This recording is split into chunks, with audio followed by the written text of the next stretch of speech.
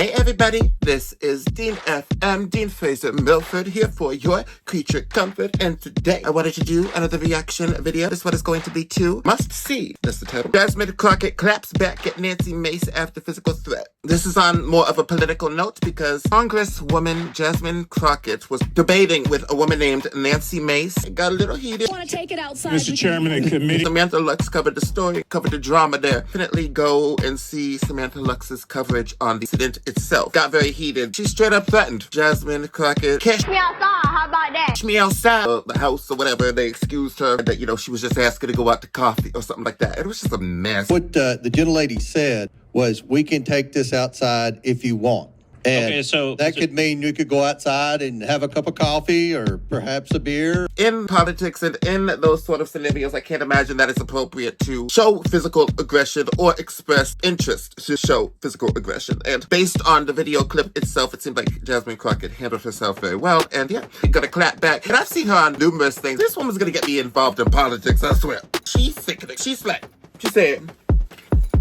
Please make sure to check out my Facebook, Instagram, YouTube official YouTube page, my full reaction video playlist. As I think most people watching might know, there was a little bit of a blow-up, a spat between you and Nancy Mace at this latest Oversight Committee meeting. Here's a quick clip of that. Somebody's campaign coffers really are struggling right now. So she gonna keep saying trans, trans, trans so that people will feel threatened. And child, listen, I want y'all to tell me whether or Do not call me a child. I am no no child. child. I want to find out I'm a grown which woman. of those I'm 47 years emails old. I have broken actually more glass have ceilings than you Chairman, ever I Order, am please. reclaiming my Let's go. time. You will not do that. I Order. am not a child. Chairman, I I am am not a reclaiming child. my time. If you want to take it outside, Mr. Chairman and committee is not in order. Catch me outside, how about that? What's your reaction to being the latest target of Nancy Mace's, I guess, what's now her weekly bit of manufactured outrage? Yeah, I mean, listen, if people can't see the writing on the wall, it is clear that, number one, she's an unserious lawmaker.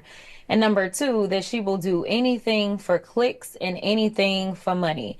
That is what it's about. And the fact that I was calling her out because I was simply trying to present an amendment that would bring back the Civil Rights and Liberties Subcommittee, which is a subcommittee that historically has been a long-standing subcommittee of the Oversight Committee, but it's a subcommittee that would be committed to all of our civil rights, all of our freedoms. And the fact is, she decided to respond and start talking about, women being raped by trans folk. And I don't even know where she got that from, but I'm like, that's not even what we're talking about. Rhetoric. And I made it clear that she has truly found out that if she talks about trans people, then people will donate to her. And so I was calling that out, and then she decided she wanted to get an attitude and tried to threaten an actual fight. Now, when the rubber met the road, and basically we said that that's out of line and you can't threaten violence, then all of a sudden, oh, well, she could have meant that, that's she just wanted y'all to outrageous. go outside and have coffee. That's just a blatant cover-up if I've ever seen one myself. Like, that doesn't make any sense, that she wanted to go outside and have coffee. Did anybody say that to Danielle? I was going to catch him outside for a cup of tea and trinkets, tea and crumpets, right? That's what they have with the tea. I don't know.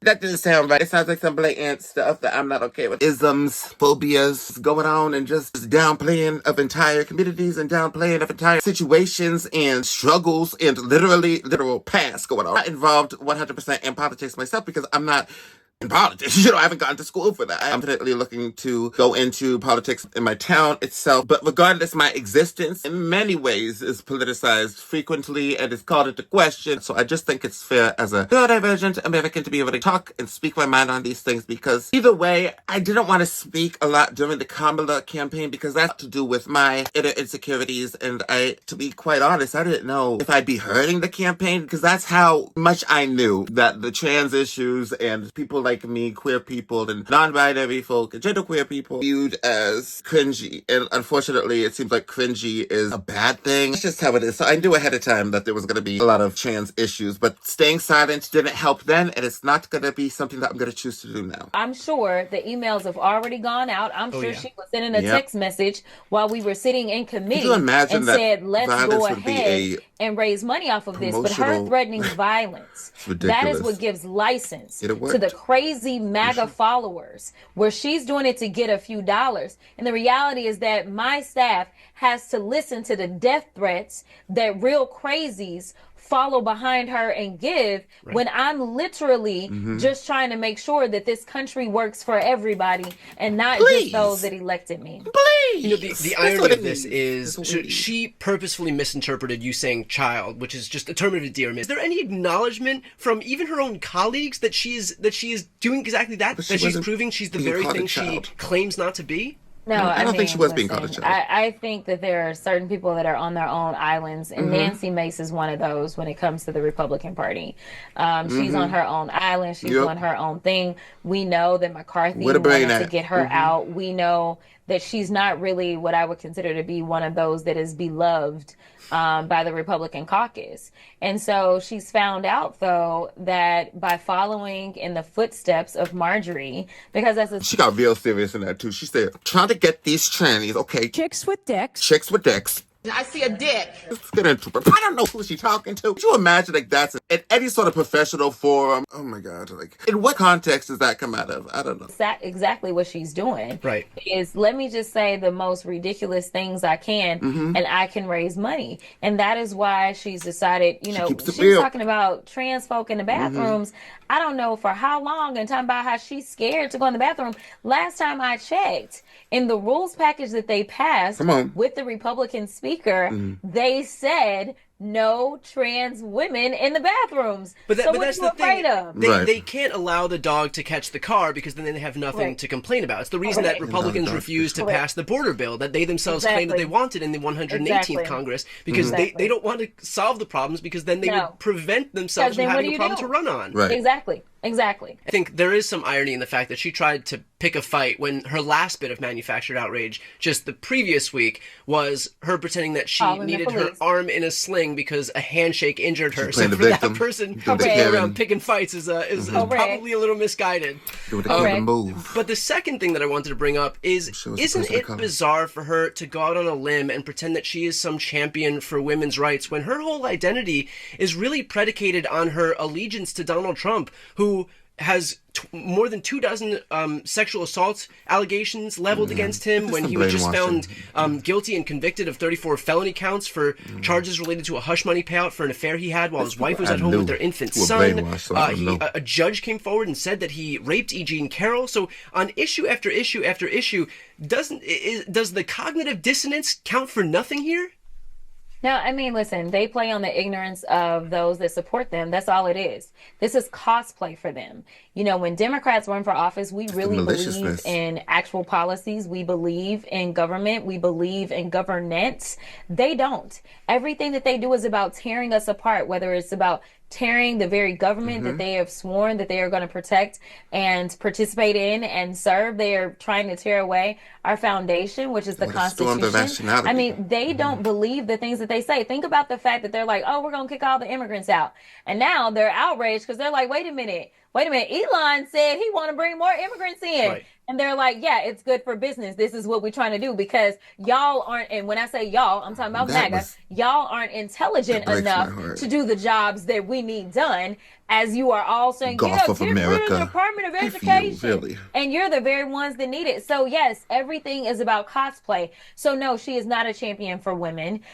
She is someone that likes to say it, but when it comes down to walking the walk, she's not doing it. That is why I wanted to emphasize that the data and the science is on our side. When we say we're protecting women, it's not just in our words, it's in our legislation. It's in the fact that we believe that women have a right to choose, because I can look at how many women are dying or being subjected to death right now in my home state of Texas. I also decided to bring out the fact that our ridiculous governor, I didn't talk about this specific part of it, but our ridiculous Governor Abbott said when we were looking at trying to figure out how we were going to protect women as relates to, say, those maybe that are being raped, because we have no exceptions for abortion in the state of Texas. He said, oh, that's okay, I'm going to get rid of rapists. Right. Well, next thing you know, we how's that going? 26,000 women with reported rapes in the first year in the overturning of the Roe decision. So you tell me how pro-life you are. You tell me what Christian values you have, especially when you're out here talking about just making up random stuff, because no trans person has ever attacked her in a bathroom or tried to rape her. But these guys are going to be failures. We know that. Right now, Mike Johnson is going to have to be perfect. And if there's anybody in Congress that ain't perfect, I'm going to say pick any Republican you want to on that side, right?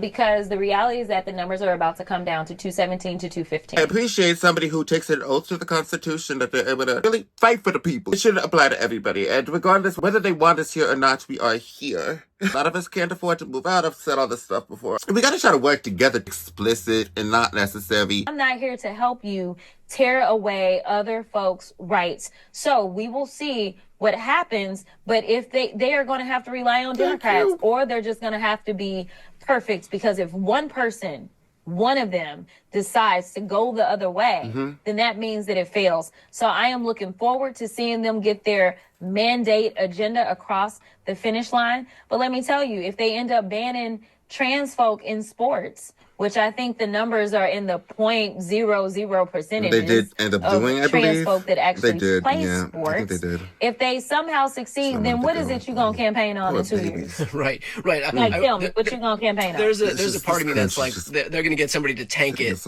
at the last second, just because they can't deprive themselves of this as a campaign issue that was so potent in 2024. Finally, let's finish off with this. Transgendered mice. You come from like that's all that Miss Congresswoman Jasmine Crockett has given in terms of a response to that specific situation. I just thought that was crazy. I just thought that was crazy. That's kind of the fancy skin, and that's a good thing. So that's what we got to make them do, is that we got to make them act like a fool. And that's what they're going to end up doing in the end, regardless. They're going to look like a fool because what they're doing is foolish, and all the Republican nonsense surrounding Trump, MAGA, and all that stuff, they're all acting a fool. They've been acting a fool. They've been acting a fool for 10 years.